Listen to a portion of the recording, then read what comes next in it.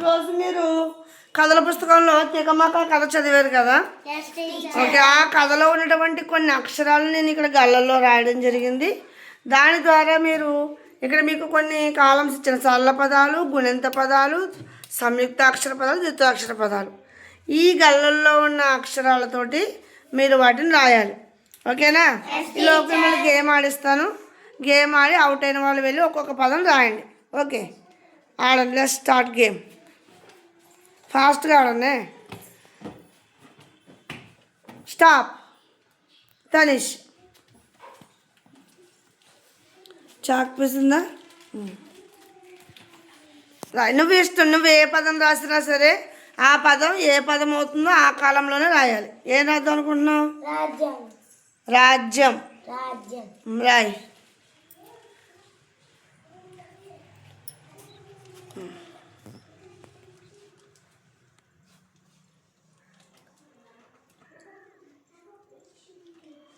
ఏ పదం అది? సంయుక్త అక్షర పదం. Very good. ఈలోపు మీరు ఆడండి అమ్మా. స్టాప్. కుమార్.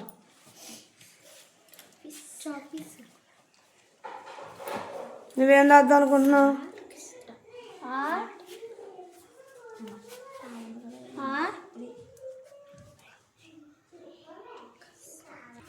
చెప్పమ్మా, సరిగ్గా చెప్పు.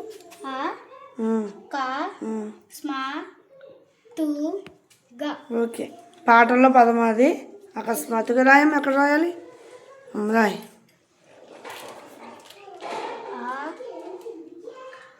ఈలోపు మీరు ఆడండి.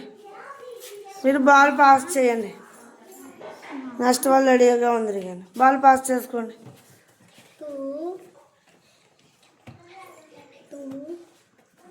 స్టాప్. ఓకే, నెక్స్ట్ దా కొందన. ఇలా మిగతాలు బాల్ పాస్ చేసుకోండి. కొందన ఏం రాస్తావు? రాయమ్మ. బాల్ పాస్ చేయండి లోపు. Stop.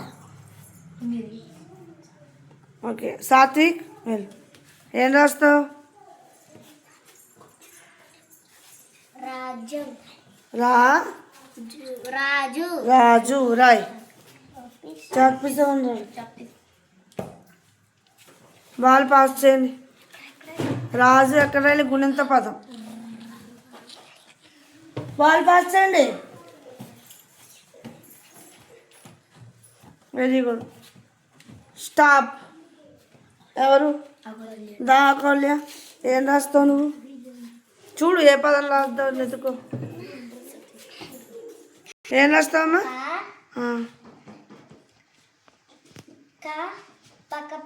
Roy.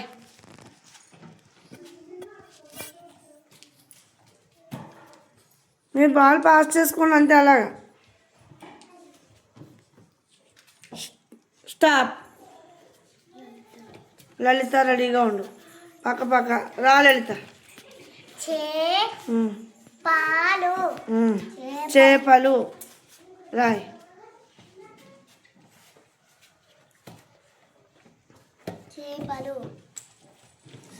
Okay, stop.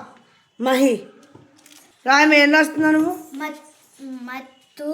Roy. పెద్దగా రాయ్. అందరూ అయిపోయారు. జస్వంత్. నెక్స్ట్ జస్వంత్. జస్వంత్. గాయం. రాయమ్మ.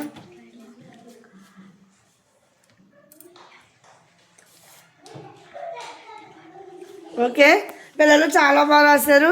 ఈ విధంగా కథ చదివిన తర్వాత ఆ కథలో ఉన్న అక్షరాలతోటి పదాలని వర్గీకరించి రాయడం, తర్వాత ఇవే పదాలతోటి సొంత వాక్యాలు చెప్పించడం, రాయించడం కూడా చేయించవచ్చండి. ఓకే పిల్లలు, బాగా చెప్పారు. క్లాప్స్.